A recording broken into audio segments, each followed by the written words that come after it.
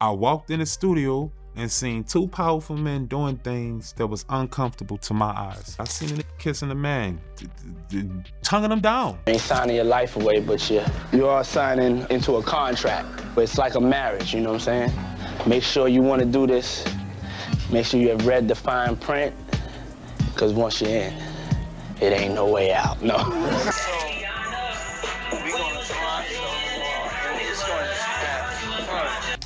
I was the president, but he the man, no? Yeah. That's OG there. Oh! I'm a savage. Whatever I want, I'm going to get.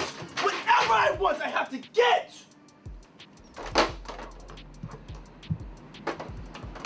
Yes! Choppa from the band just dropped some crazy new details about Diddy's studio parties. And according to Choppa, Diddy was out here having full-on makeout sessions with a certain powerful man in the industry. Choppa is now saying that after everything he witnessed at Bad Boy Records, he was so disgusted by what he saw that he had no choice but to leave. We're talking about wild allegations of shady behavior, misuse of power, and shady dealings that no one was supposed to know about. Meanwhile, other the band members are also starting to speak out and share shocking incidents from their time at Bad Boy, from that infamous cheesecake incident to Diddy threatening one of the members to eat their flesh. Yeah, you heard that right. Eat their flesh. Listen, there's a lot to unpack here, so buckle up and let's just jump right into it. Things when I walked in the studio that was uncomfortable to my eyes with another powerful person in the music business. You know, and that's just that. I was too disgusted with just a lot of shit that was going on. I was disgusted. The band story is one of the most tragic cases of how Diddy completely exploited young artists and threw them away when he was done. If you remember, the band was put together in the early 2000s on MTV's Making the Band 2, where Diddy took 6 hungry up-and-coming artists and made them jump through humiliating hoops just for a shot at fame. The group included Sarah Stokes, Choppa Young City, Babs Bunny, Ness, Freddie P, and Dylan Dillinger, a mix of rappers and singers who had potential but were basically set up to fail. It's the big day. A lot of us that have had dreams of being music stars have dreamed of the day that we can sign our contract. I'm proud to, sign y'all to the Bad Boy family. You ain't signing your life away, but you are signing into a contract. But it's like a marriage, you know what I'm saying? Make sure you want to do this. Make sure you have read the fine print, because once you're in, it ain't no way out, no. So, who wants to step up first?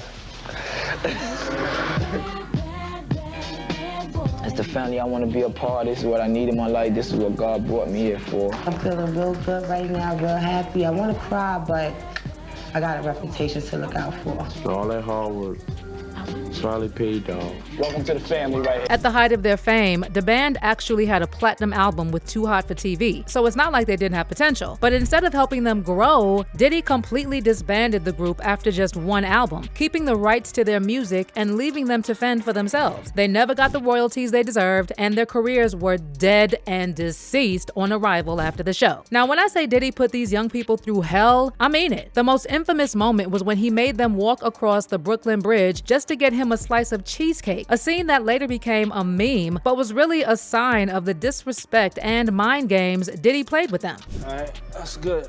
I was expecting to get here and go straight to work, get straight in the studio, working with Puff. What y'all did yesterday? Stayed in the room.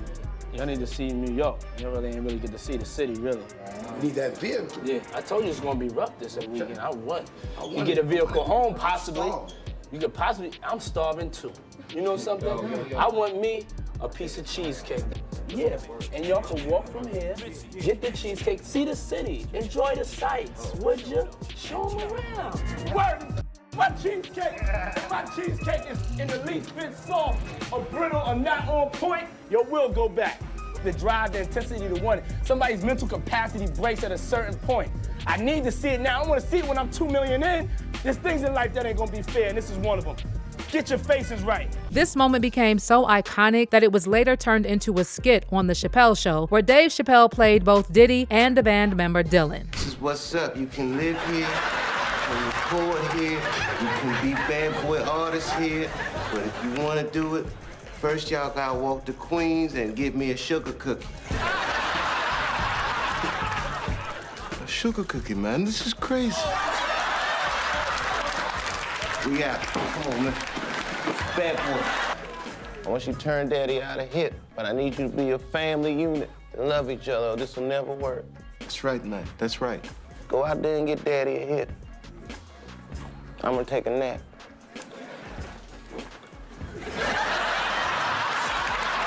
Dave Chappelle's skit was hilarious, no doubt, but the real situation was far from funny. All 6 members of the band were forced to walk all the way from downtown Manhattan across the Brooklyn Bridge while rapping Biggie Smalls' Juicy. You could see the embarrassment all over their faces. Clear they felt humiliated. Dad, see me on TV. It's crazy. If I walk to Brooklyn, I'm going home. That's where the I live, y'all. I'm not walking to Brooklyn. Is you crazy? Yo, it's called making the, not making the band. I said we go back and tell him we ain't doing it. Got too much respect for him to do that. It's slave labor right here, man. It is. That's some censorship. Yo, go to the store, walk to Brooklyn, and buy me the cheesecake. Y'all getting a little too sensitive right now. I think y'all, to be honest, I think y'all feeling yourself a little bit too much. Y'all look at the show. Y'all had a whole different, hungrier approach. Y'all cats was like, we would do anything to get what we got to get. You know what I'm saying? Now it's a 3-hour walk. Now it's changed a little bit. I would walk. Like I see Somalia, baby. I'm on the ground. I gotta snatch that bite the dirt with it. That's crazy. And I'm not just saying it to be like, oh, I'm serious, it's so great, you walk. You know, but that's how much I'm like, you know, if it's gonna send us home, I don't want to go home. It ain't no, hey, check this out. It ain't no more discussion. Stick with your group. It's all good. I appreciate that. Y'all gotta find a deal somewhere else. Come on! It's that simple. It's that simple. This ain't gonna be easy. This right here is the way I run my. The group tried to push back and went back to confront Diddy, letting him know they weren't okay with the way he was treated. He basically told them they had 2 choices: do what he said or pack up and leave. It was clear he was holding their music careers as a way to keep them in line. Saying everything right out. Come on, Cap. Oh, hey, what's poppin'? What's going on? We want to talk to you for a minute, like on the real. Yeah, ain't even on the real. I mean, if y'all don't want to go, y'all go home. Y'all go home right now. Whoever don't want to go home. I mean, none of us really want to go. Okay, y'all go home. That's what's Y'all up. all go home. That's what's up. Respect. All right.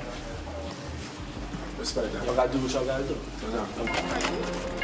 It ain't no, hey, check this out. It ain't no more discussion. Stick with your group. It's all good. I appreciate that. Y'all gotta find a deal somewhere else. Come on! It's that simple. It's that simple. This ain't gonna be easy. This right here is the way I run my. I'm gonna be up in here making hits. I'm here. Ain't gonna stop. This y'all decision on your lives. If y'all bucking on this little right here, I definitely don't wanna with y'all. Niggas want this man, but we was just on the tip like you was trying to put us out there like all the way to Brooklyn, like, you know what I'm saying?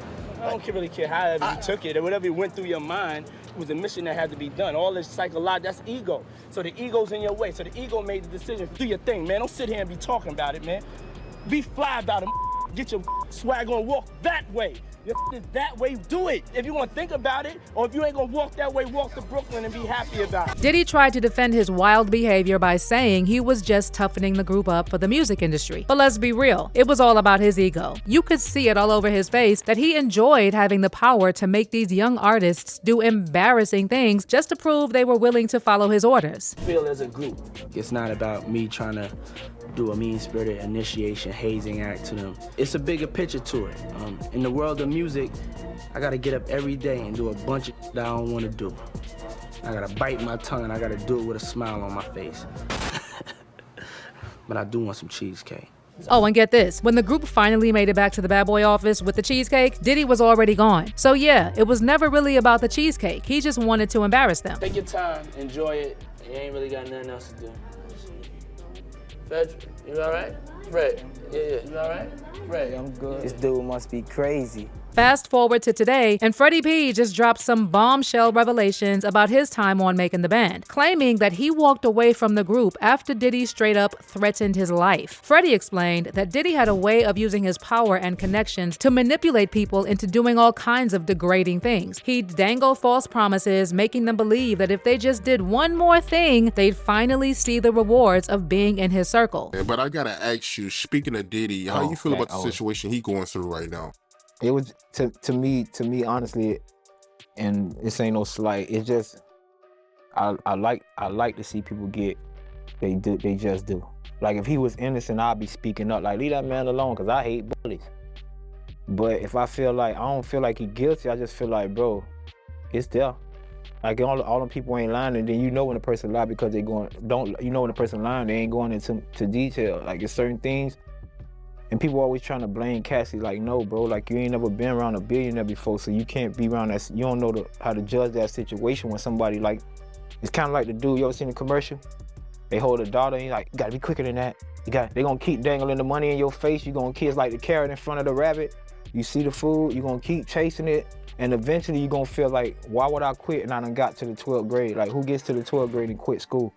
So if you go through so many levels of embarrassment, you know, whatever you wanna call it, and then you get to where you feel like, I surpassed a lot of stuff. I done did the worst of the worst.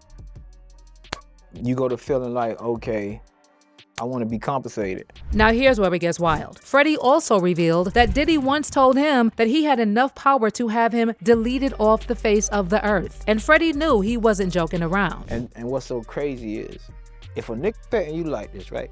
You laugh at a nigga like, man, get your funny ass from by me, boy. Shoot you in your, you know what I'm saying? This nigga threaten you, it hit different. You hear what I'm saying? Like, and I'm a gangster. Like, I done been in real, I done seen it. I ain't got to talk about him. Just tell you, ain't nothing he can show me that I ain't seen. You get what I'm saying? So when he said this to me, it hit a nerve. I'm just frustrated with a lot of shit that's going on. Anyway, we get in a situation. We in front of everybody. Nick like, he was like, man, money, According to Freddie, Diddy told him he had enough power to buy the street he lived on, cut off the power, and even have him shot every time he stepped outside. And Freddie knew from spending time with Diddy that when he made threats, he wasn't messing around. And that's when he made the decision to leave the band. Nigga, I'll buy every house on your block. Shut every light off on that. You come out, every time you come out, that you'll get popped. So when another nigga tell you some shit like that, you like, get your animated ass out of here, goofy ass. You feel what I'm saying? When he tell you some shit like that, you go to picture him purchasing every house. You go to picturing every light on the block going on. And that shit silenced me. And for you to make that, people ask why I left the band. Like, that's why I left the band. Like, that's why I didn't do Dave Chappelle. Like, we got into that. My next time I got the chance to go home, because I had to, you know, you're a gangster. It's like, you know, when you ain't got you got to play it off sometime. So I had to play it off. I tried to, man, listen, I don't even want to talk. It's because I don't know statute of limitations and stuff like that, but I tried to get his pussy, you feel what I'm saying? Now, Freddie said he thought about confronting Diddy directly, but in the end, he decided not to go through with it. And looking back, he probably made the right choice because during that heated moment, Diddy made it clear he could have him taken out right then and there. I tried to, man, listen, I don't even want to talk. It's because I don't know statute of limitations and stuff like that, but I tried to get his pussy, you feel what I'm saying? Like, he didn't know he was threatening. I'm pretty sure he know now. You know, he probably done been living in Miami long enough. He know now who he was threatening. He know how I'm rocking. But at that time, you know what I'm saying? He ain't know what my mind state was. I ain't got shit, bro. I ain't come for shit. I will be the one to put you on the news and me. You get what I'm saying? That's how I felt at that time. Like, boy, you threaten me? Like, niggas in the street don't threaten me. I'm going to war with real killers, and they ain't out there like this. You niggas I know standing on business, and you? That's how I felt. Like, oh, I gotta have you. And later on that night, I was trying to take his ass out. You feel me? Like, me and my dog, God rest his soul, we was in like a G-Wagon, and he had his little 2.2s. I had a little pistol on me, whatever. I had the Mac, he had whatever, and we was waiting on this pussy to come out in Manhattan. So my mindset was different. It's dumb right now, and I'm glad I didn't, because I probably would have died or got a prison sentence or something like that. But it's just how he had me feeling after the conversation. And he said some other shit. He was like, somebody, he was like, what? He was like, Nick, you could walk out the studio right now and somebody just walk up and pop you. But it gets even more disturbing, believe it or not. Another The Band member, Sarah Rivers, opened up about her experience with Diddy in a newly released Peacock documentary, The Making of a Bad Boy. And according to Sarah, when Diddy got really mad at them, he would threaten to eat their flesh. He thought that if people fear him, they respect him.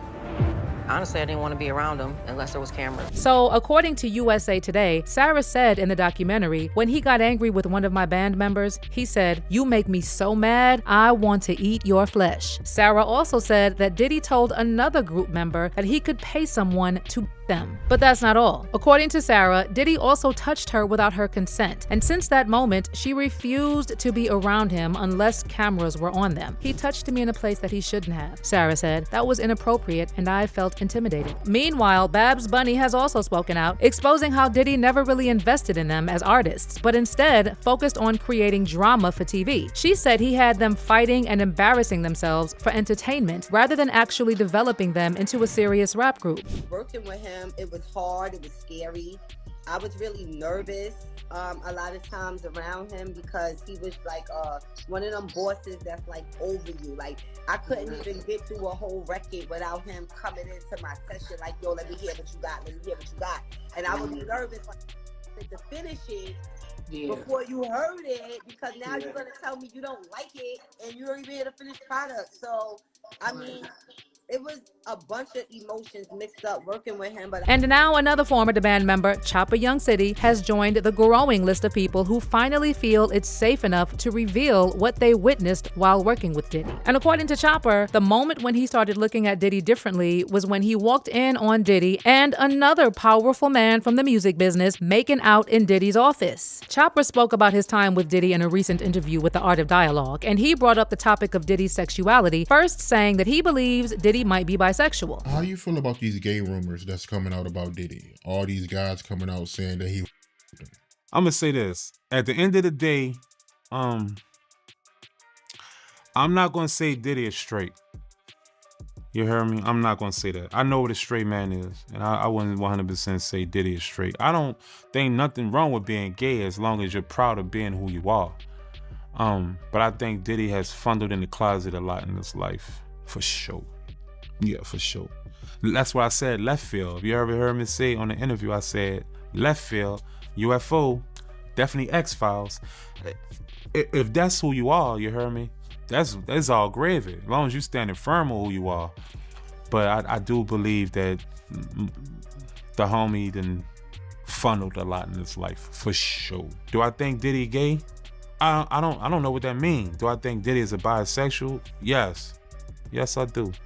And that right there is coming from just my experience, you know, to know what a straight man is and to know a man that like to play a lot. And then Choppa shared a story about seeing Diddy kiss a powerful man in the music industry, though he didn't name the person. And even though Choppa first mentioned Diddy being bi, he later said that he believes Diddy is actually 100% gay. One time I'm in the studio and maybe I was tripping, because I never really quite been a weed smoker or nothing, you know. But one time I'm smoking weed, brother, and I walk in the studio and just seen uncomfortability to my eyes. How about that? I seen uncomfortability to my eyes, you know, and my eyes are very comfortable with things that I see. And I seen uncomfortability with my eyes. You heard me? But uncomfortability to my eyes. What I'm not used to seeing two men do when I look at them. A powerful man at that. I walked in the studio and seen two powerful men doing things that was uncomfortable to my eyes. Free my daddy. He said, you make sure you let it be known if you seen something uncomfortable with your eyes, you dig? That man left you down bad. You got shot. I got fucking shot. I went through a lot. I couldn't even feed my family. Yeah, fucking right, that nigga gay. Uncomfortable with my eyes. Fucking right. Yes, he's gay. Okay, but I don't think someone being gay is bad. And that's the thing. I don't think someone being gay is like a curse. If that's their preference, you know, then say, bro, that's their preference.